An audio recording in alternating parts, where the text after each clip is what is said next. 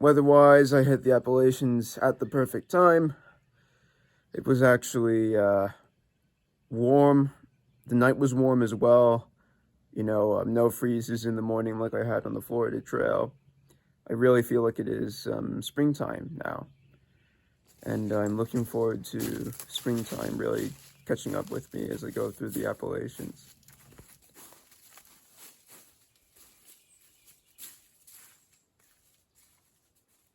So now I'm in the Appalachians. I'm wondering how big they'll get. These hills are not that bad, the ones on this trail. Although, of course, I do have to remember that this is the Coosa Trail. And it's going to lead into the Pinhoti Trail, which is about 20 times as long. And that's going to lead into the Appalachian Trail, which is like 7 or 8 times as long as that. So, of course, there's a lot of mountains to go.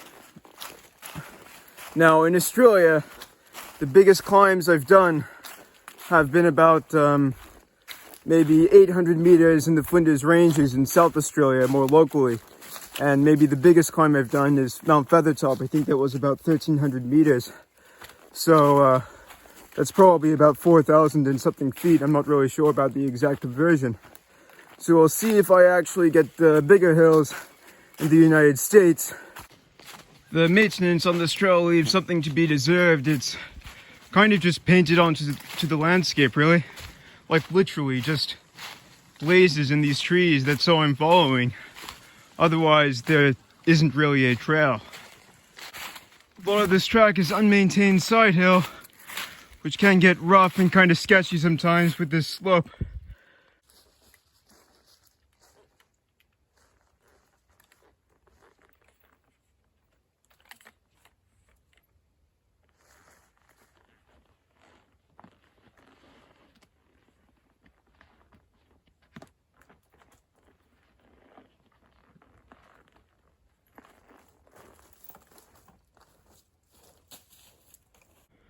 So I'm just about to leave the Alabama Trail, but for the very first time I've actually seen their logo now. Kind of a cool logo, actually.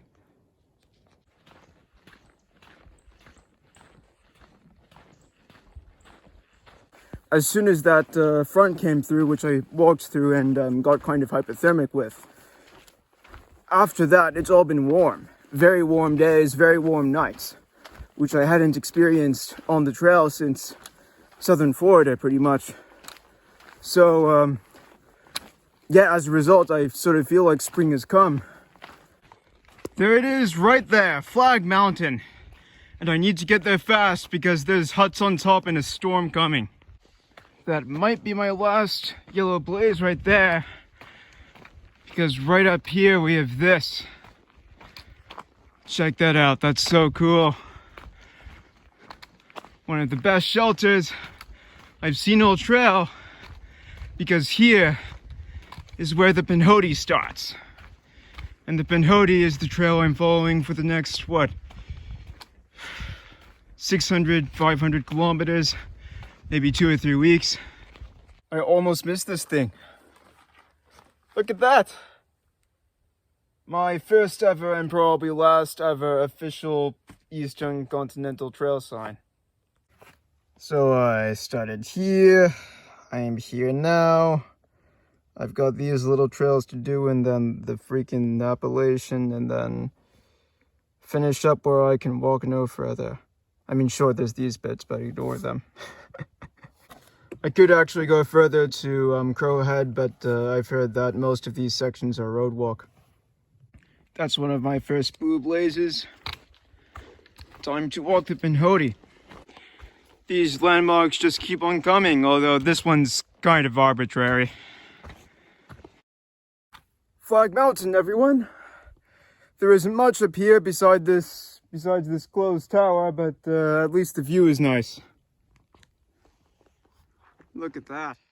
So this is tonight's shelter. No one's in it. I don't think anyone's going to come here either because of the storm this afternoon. So it looks like it's just me again for the, I don't know, like 25th night in a row or something. It's been a while.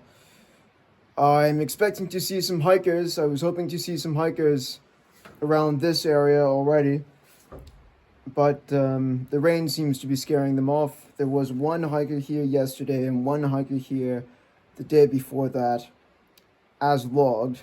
So I think there should be a bit more activity here than on the Alabama Roadwalk or Florida Trail, but we'll see. Looks like this bridge has seen better days, but that's all right. Look at that crisp, clear spring water, no need to filter. The Pinhoti's been really dramatic taking me up and down these mountains, but these mountains are not mountains, they're hills, and they're nothing, and I've had bigger hills in my backyard, and I live in Australia. Still a nice trail. Look at those Appalachian views. Classic Appalachian views. So Fog Mountain, it's kind of its own isolated thing. And to get to the main ridge, which the trail follows, I kind of have to do a bit of this. Well, this was unexpected. Unbridged creek crossings already. I think this log will do well enough unless I slip into the water and go to waist deep. Thoughtful of them to have distance to Key West, and I should be in Katahdin in no time. It's a sign of another human. Completely dry patch of ground in the middle of the wetness. Someone camped here and I'm gonna catch up with them.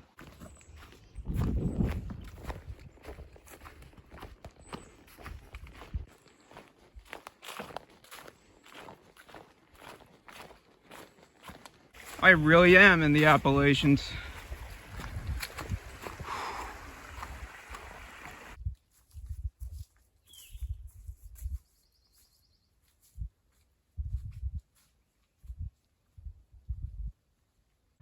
Looks like all the dogs in the neighborhood came out to have a look at me.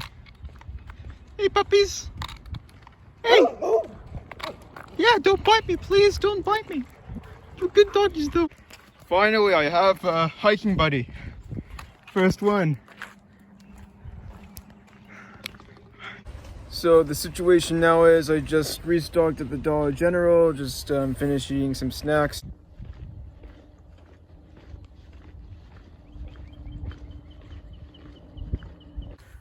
So there's a hostel just off the track, about two kilometers off the track, called the Pinhoti Outdoor Center. And I was kind of thinking, oh, I could stay a night there. So I asked them on Facebook what their rates were. And they commented back, but Facebook is not showing me that comment. And they just said that I can call a number if I decide to stay there. Unfortunately, I cannot call that number because my phone cannot call numbers right now. It doesn't have the right SIM card. So yeah, that's kind of left me a bit stuck, so I'm just gonna go with the original plan and go to the campsite. Well, darkness has come, but that's alright because I'm only like 10 minutes away from my campsite right now. Well, I've seen a hiker now. He's camped with me.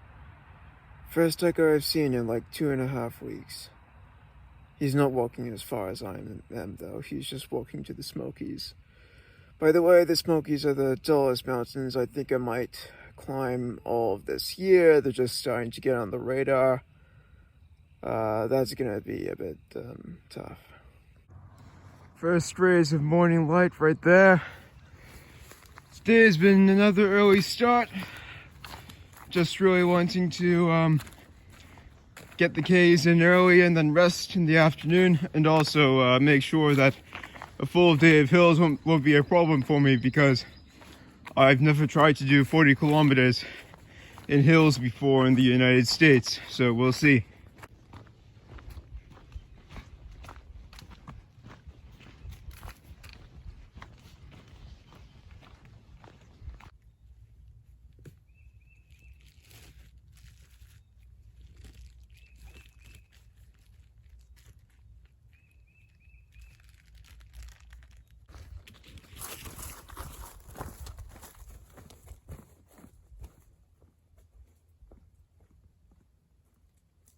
This trail is awesome. There are blue skies everywhere. There are views everywhere. Well, this might not be the biggest creek in the world, but at least it's flowing. Time to camel up before the next ridge line. Not a bad view through the trees, not bad.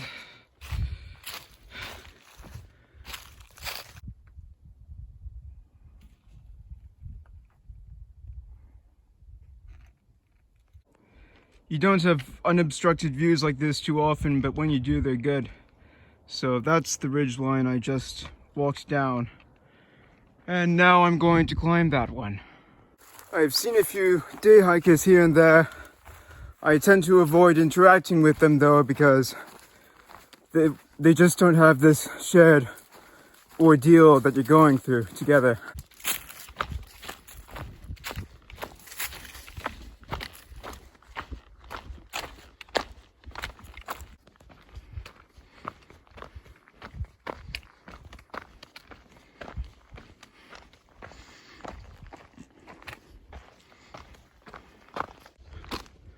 Well, these views aren't the best I've seen, but definitely not the worst.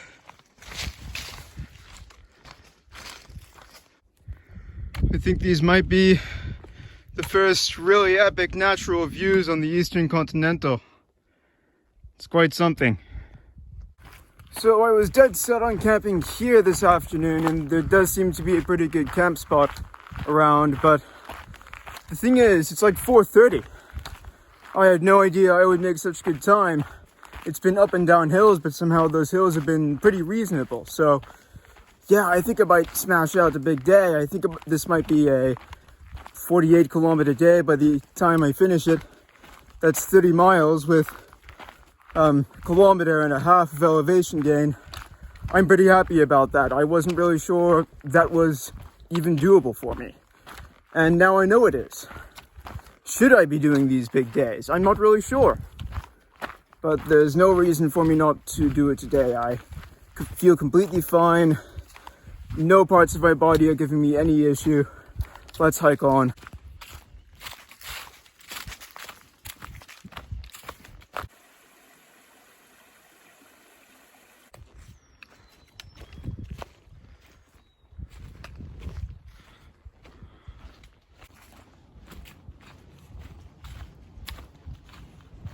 Just had my first reception of the day, and it's telling me some very dire things about the weather.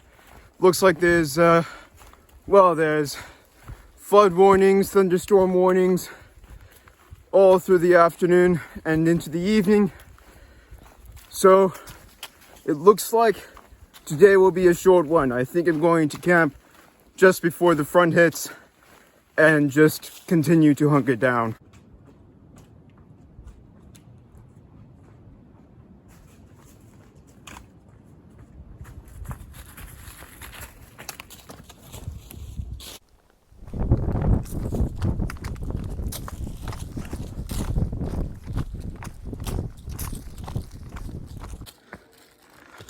I've had a lot of loose rocks over the last couple of kilometers. Makes me feel like I'm back at home. Everyone's complaining about those rocks on the online guide I'm using, but they've actually been a lot of fun. The trail continues on the next ridge line, which I kind of want to avoid being on in a thunderstorm, so I think I'm just going to camp at its base. Well, today was short. Still happy I did it.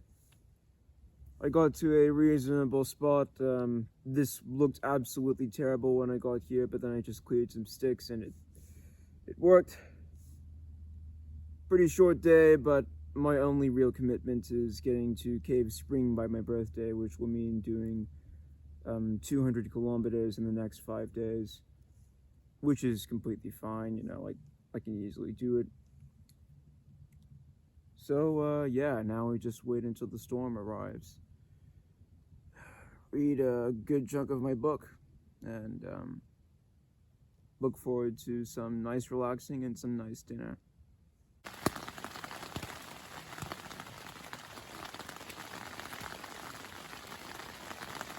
So when I woke up this morning, my tent had all these tiny little ants looking for food scraps in it. So I had to go and try and find a hole. And I didn't find one. Like, I squashed all the ants. I tried to see where the new ones were coming from. No new ones came. Apparently, this is one of the best views on the Pinhoti Trail.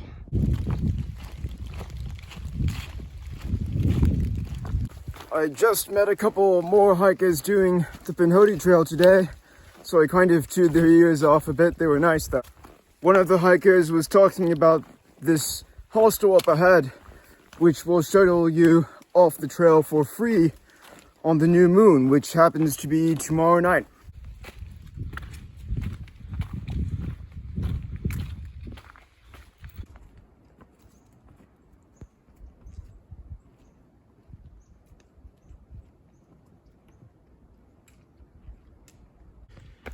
Every time there's a hint of a view, the trail just climbs another 100 meters and I'm back into the fog again.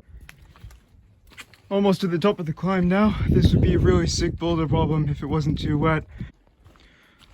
I think this is the first time on this trail that I've seen a kind of garden of whatever rhododendron kind of thing this is. It's like a little taste of the Florida Trail. I've been meeting a lot of hikers today. Met some German hikers who are just behind me now. Also met those guys I have met yesterday who were section hiking. So I met them again.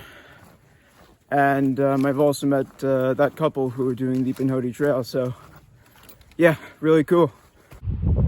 Well, I've seen worse. So those mountains over there are the ones I was hiking on, just up those ranges more or less. And the trail has kind of been following this range as well. So I've been trying to spot hikers on those slopes. Those rocky slopes are the ones the trail follows. It's not exactly the smoothest riding. This is some plain wreckage right here. Looks like there's worse things to be doing in the fog than hiking. Hernandez Peak, everyone. Pretty sure it's the tallest point on this trail, at least in the Alabama section. Pretty sure it's the one of the tallest peaks in Alabama. The view is underwhelming because of all these trees, but that's all right. If this wasn't South Australia, there would be an absolutely massive rock cairn on top. As it stands, there's just a campsite. The trails generally have been totally fine, pretty easy to follow. Nice and rocky, but I kind of like that. Talking to the camera has taken a lot of getting used to. Definitely, I would say the toughest part of starting this YouTube thing. It's just when I have conversations with other people, I kind of bounce off what they're saying.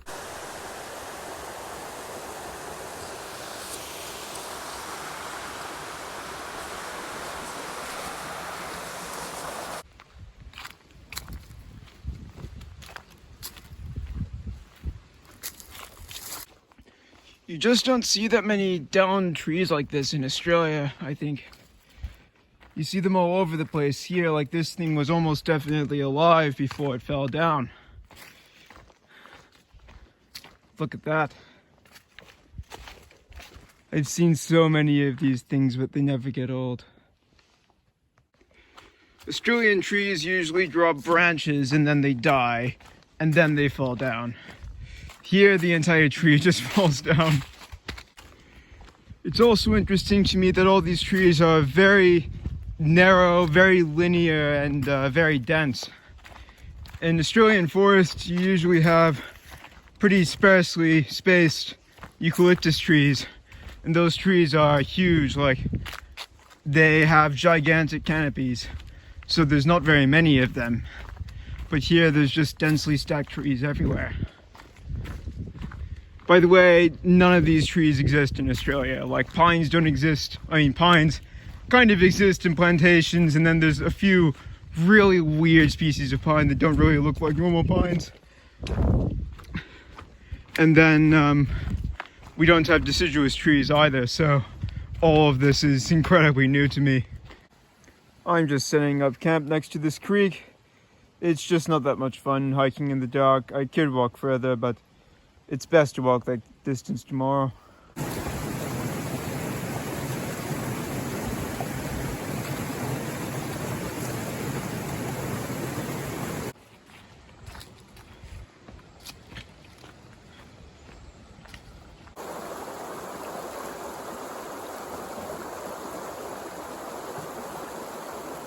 How is there so much water in the Appalachians?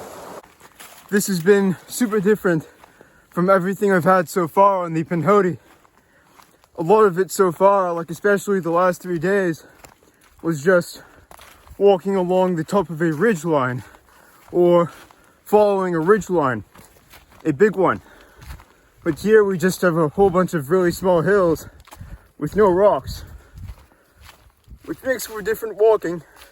Faster walking, I think, less scenic walking, which is good because I need to get a shuttle to that hostel I was talking about before. And I arranged to meet that shuttle in about 9 hours, and it's 35 kilometers away. So I need to go fast.